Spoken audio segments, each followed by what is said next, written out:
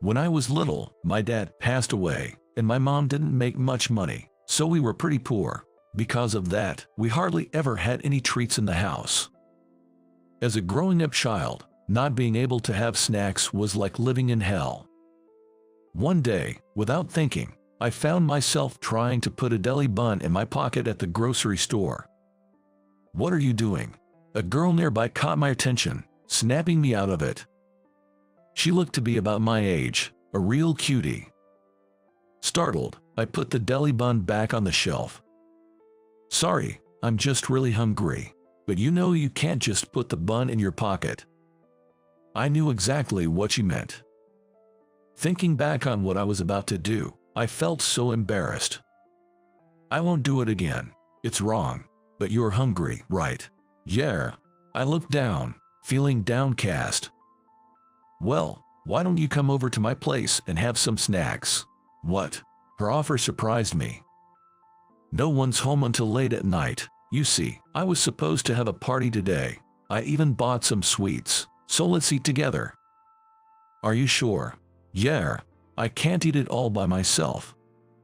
I followed her to her house, and she served me a huge birthday cake. What's with the big cake? It was supposed to be for eating with my mom and dad today, but they're both so busy with work, they told me they couldn't make it back. Seeing her sad face made me feel sad too. "Hey, I've got an idea." I started to decorate the cake with the candles that came in the box. "Hey, do you have a lighter or some matches?" "What? It's a birthday party. Let's celebrate now, just the two of us." "That sounds great." Her eyes lit up, and she smiled happily. And so, I sat there with the girl whose name I never learned, eating the big whole cake. The cake with strawberries on top was so sweet and delicious. "This cake is amazing." Maybe it tasted so good because I was eating it while looking at her adorable smile. Needless to say, I couldn't eat dinner when I got home. I got an earful from my mom, but I still can't forget that girl's smile and the taste of that cake. I've regretted not asking her name before we parted ways ever since. I wanted to see her again so much that I tried to find her house, but I just got lost and never found it. That just made her all the more memorable. Looking back, that was my first crush. Hey man, you need to start facing reality. My coworker's words made me swallow my cake in surprise. Here I am, at a little cake shop on the outskirts of town. This is a place I like coming to. Do you really think a guy in his 30s who likes cakes like this will be popular, Tom? You gotta man up or you'll never get married. Plus, with all the sweets, you're just going to keep gaining weight. What even is manliness? And saying I'm just going to keep getting fatter, that's harsh. Isn't it the truth, though? My coworker, Keith, sips his coffee while dropping some hard truths. Sure, I'm over 30 and a mature guy now, but what's wrong with enjoying my hobby of eating cake? I wonder how it looks to modern girls when a guy eats cake. I really think that, at the end of the day, it's all about how much a man earns. And a man, you should aim for a ripped body by working out. Yeah, maybe. I grumble internally about his unsolicited advice. Cake holds very precious memories for me. So, I don't care if it's not manly or if I gain weight. Anyway, the only way to break through this reality is matchmaking dates. Huh? What are you talking about, man? Matchmaking dates, that's what. I know a matchmaker who's great at this stuff. Let's get her to introduce you to some nice girls. Keith suggests matchmaking dates, but what does that have to do with manliness? Even someone unmanly like you might have a shot with a matchmaking date. Plus, it'll be a good chance for you to reevaluate yourself. What's that supposed to mean? Come on, do it as a favor for me, just once. That matchmaker has been bugging me to find someone, and it's a hassle.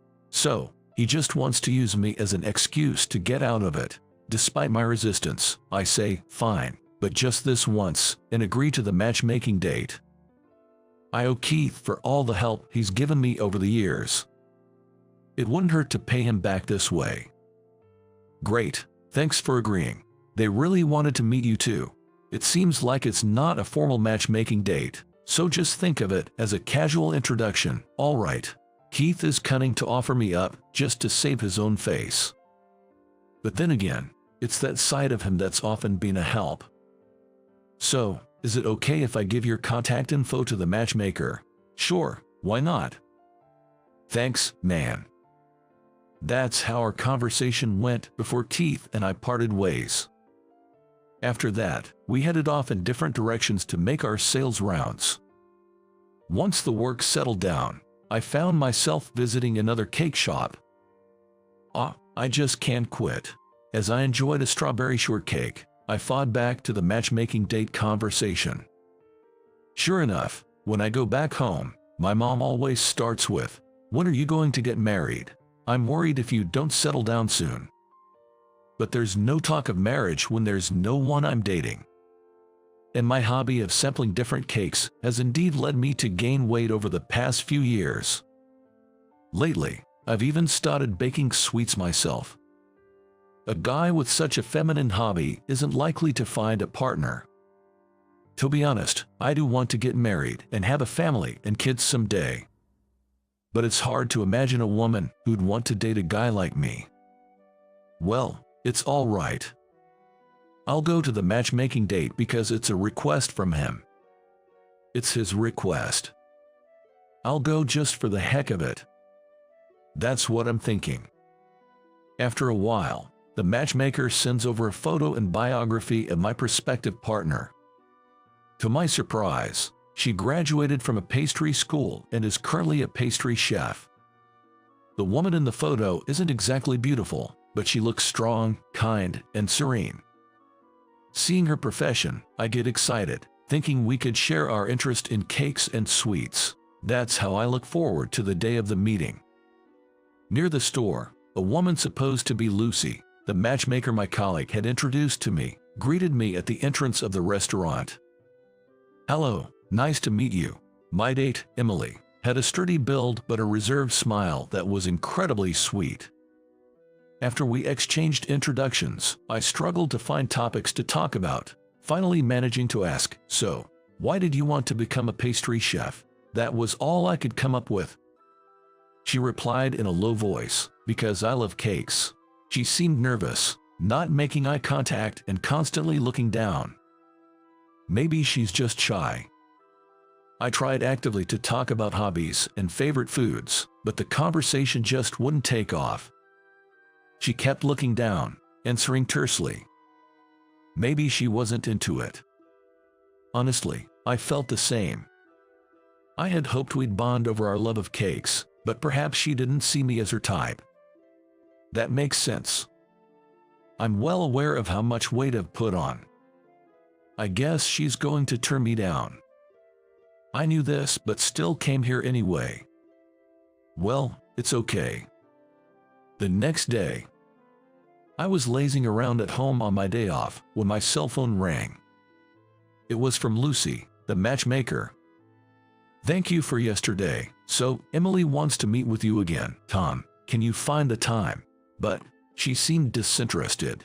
Lucy counted. She's the one asking for a second meeting, so maybe that's not the case. All right, I understand. Though skeptical, I agreed to meet Emily again.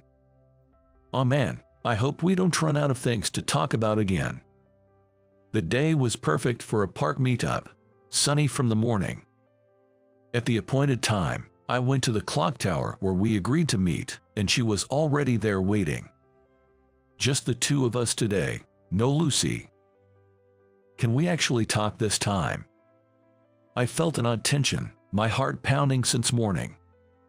As we sat on a bench with a view of the sea, she suddenly began to speak. "I'm sorry about the other day. I was so nervous, I couldn't talk properly. I wanted to apologize for that today," she said with an apologetic look. "Also, for not properly answering why I became a pastry chef. You see, it's actually because the boy I had a crush on wanted to eat delicious cakes." She smiled brightly as she replied. At her words, my heart nearly stopped. She continued, "My parents both worked and often came home late.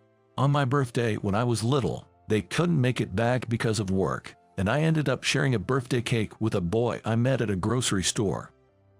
He told me then, "The cake tastes better when I ate it with you." It was 20 years ago. Do you remember? It's been so long, you probably forgot. That was me, I managed to say, with a choked voice. Yes, I know. She smiled warmly. It took me a moment to understand what she was saying. Actually, I know Keith. He often told me about you, Tom, about your love for cakes, that the first whole cake you ever ate was a birthday cake for a girl you didn't know. When I heard your name, I realized you were that boy. I remembered your name from the name tag. On that day, she recognized my elementary school and name from my name tag, and had been thinking of coming to see me later, but it turned out she had to move away suddenly. Later on, she got to know me through a friend, Keith, and had been asking about me. So, this matchmaking meeting.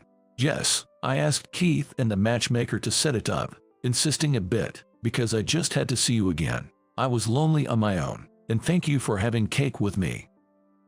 I should be the one thanking you for speaking to me that day. Her words nearly brought tears to my eyes.